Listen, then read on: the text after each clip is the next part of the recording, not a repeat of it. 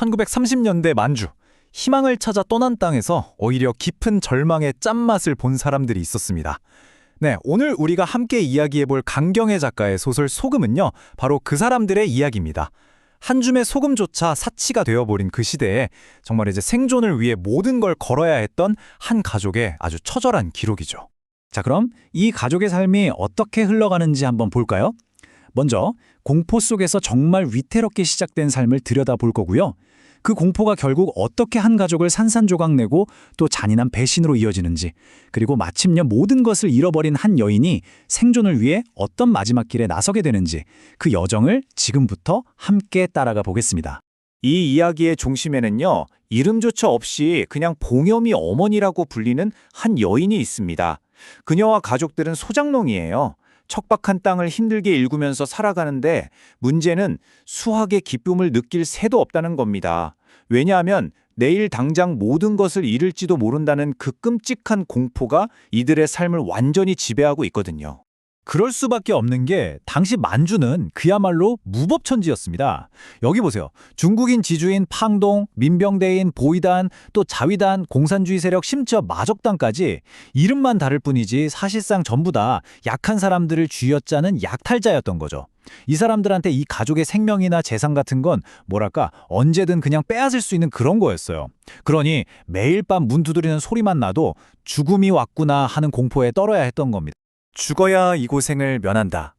이 한마디에 그녀의 절망이 정말 사무치게 담겨 있죠. 그런데 그 절망을 더 깊게 파고드는 게 뭔지 아세요? 바로 소금입니다. 아니, 소금이 뭐라고? 근데 생각해보세요. 음식 맛을 내는 가장 기본적인 재료잖아요. 이걸 구할 수가 없어서 매일 맹물 같은 음식을 억지로 삼켜야 하는 거예요. 이 현실 자체가 바로 아무런 기쁨도 희망도 없는 이들의 삶을 그대로 보여주는 거죠. 자, 이렇게 정말 위태롭게 아슬아슬하게 유지되던 삶의 균형이 아주 사소한 일 때문에 와르르 무너지기 시작합니다. 모든 비극의 시작은 정말 놀랍게도 한 아이의 아주 작은 소원이었어요. 바로 운동화 한 켤레. 딸 봉염이가 새 운동화를 사달라고 조르는 겁니다. 사실 어느 부모나 들어주고 싶은 정말 작은 소원이잖아요. 하지만 이 가족에게, 특히 봉염이 어머니에게는 이건 감당할 수 없는 사치였던 거죠.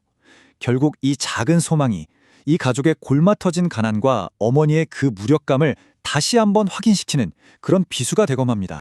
그리고 바로 그날 그 운동화 때문에 다퉜던 단 하루 동안 비극이 정말 폭풍처럼 덮쳐옵니다.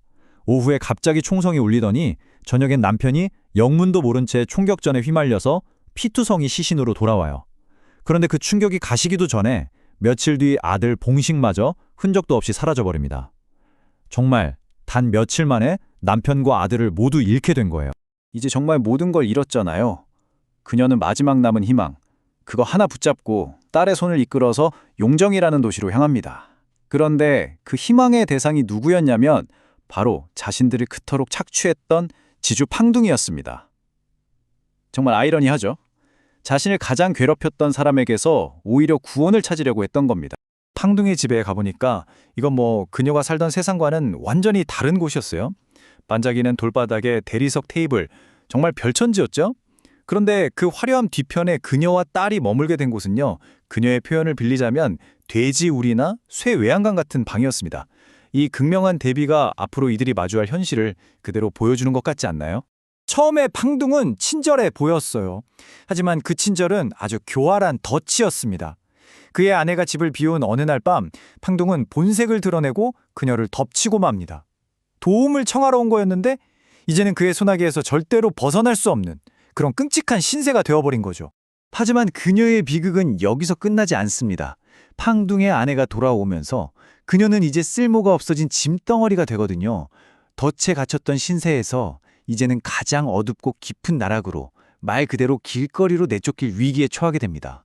팡동의 아내는 아주 잔인한 거짓말을 합니다. 사라진 아들 봉식이가 사실은 공산당으로 몰려서 처형당했다, 이렇게요. 당시 공산당이라는 딱지는요, 그 사람을 사회에서 완전히 고립시켜버리는 정말 위험한 낙인이었습니다. 결국 그녀는 임신한 몸으로 그런 누명까지 쓰고 버려지면서 인생의 가장 밑바닥까지 떨어지게 됩니다. 여러분, 한번 상상해보세요. 쏟아지는 비를 피해서 겨우 들어간 허름한 헛관. 바로 그곳, 정말 인생의 가장 낮은 그곳에서 새 생명이 태어나려고 합니다. 세상 모든 것으로부터 버림받은 채로 그녀는 혼자서 그 극심한 산통을 전부 견뎌내야 하는 상황인 거죠. 처음엔 절망합니다. 이런 고통스러운 세상에 내가 또 생명을 데려왔구나. 차라리 자기 손으로 이 고통의 대물림을 끝내주려고 하는 바로 그 순간 아이의 첫 울음소리가 터져 나와요. 으악! 하고요. 바로 그 울음소리가 그녀 안에 있던 모든 걸 뒤흔들어 깨우는 겁니다. 꺼져가던 모성애에 불을 확 붙이는 거죠. 그리고 그녀는 생명을 선택합니다. 네, 아이를 살리기로 결심은 했지만 현실은 너무나 냉혹했습니다. 당장 아이들을 먹여 살려야 하잖아요. 결국 그녀는 어머니로서 정말 가장 견디기 힘든, 어쩌면 평생 자신을 올감해 그런 끔찍한 선택의 기로에 놓이게 됩니다. 그 선택은 바로 부잣집 아들 명수의 유모가 되는 것이었습니다. 남의 아이에게 젖을 물리려 가는 그 길에 뒤에서는 자기 핏덩이들이 굶주려서 울고 있는 거예요. 이건 분명 생존을 위한 결정이었지만 어떻게 보면 동시에 자기 아이들을 버리는 행위나 다름없었죠. 그리고 그 결과가 바로 이 숫자 2입니다. 그녀가 남의 아이를 정성껏 돌보는 동안 잃어버린 자기 아이들의 수죠. 자기 젖으로 다른 아이는 무럭무럭 잘 자라는데 정작 자기 아이들, 복렵이랑 갓 태어난 봉이는 굶주림과 병으로 결국 차갑게 식어가고 맙니다. 생존을 위한 선택의 대가가 정말 이렇게까지 참혹했던 겁니다. 남의 새끼 키우느라 제 새끼를 죽인단 말이냐.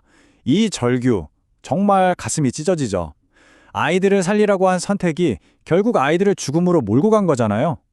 이 끔찍하고 말도 안 되는 모순 앞에서 그녀는 죄책감에 완전히 무너져 내리고 맙니다. 그래서 결국 이런 말을 하죠. 명수는 내 거다. 이 한마디가 그녀가 정신적으로 어떻게 무너져 내렸는지를 정말 극명하게 보여주는 대목입니다. 잃어버린 자식들에 대한 그 슬픔과 채울 길 없는 모성애가 이제는 자기가 돌보는 아이, 명수를 향한 비뚤어진 집착으로 변해버린 거죠. 남편도 잃고 아이들까지 모두 잃었습니다. 그녀가 그토록 지키려고 했던 모든 것이 사라진 거예요. 이제 그녀에게 남은 건 정말 텅 빈 자기 자신뿐입니다. 살아남아야 할 이유마저 사라진 것 같은 이 깊은 절망 속에서 그녀는 그럼에도 불구하고 마지막 생존의 길을 찾아야만 합니다. 그때 한 친구가 정말 마지막이다 싶은 아주 절박한 선택지 하나를 제안합니다. 그건 바로 위험하지만 돈은 확실히 벌 수 있다는 소금 밀수였습니다.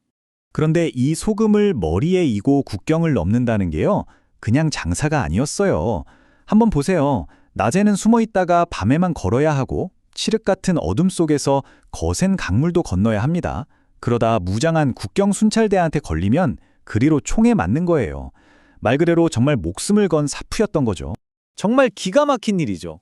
결국 그녀 인생의 그 모든 쓰라림을 상징했던 바로 그 소금. 너무 비싸서 살 수도 없었고 그래서 맹물 같은 음식을 먹게 했던 그 끝없는 고통의 상징이었던 소금이 이제는 그녀의 유일한 생존 수단이 된 겁니다.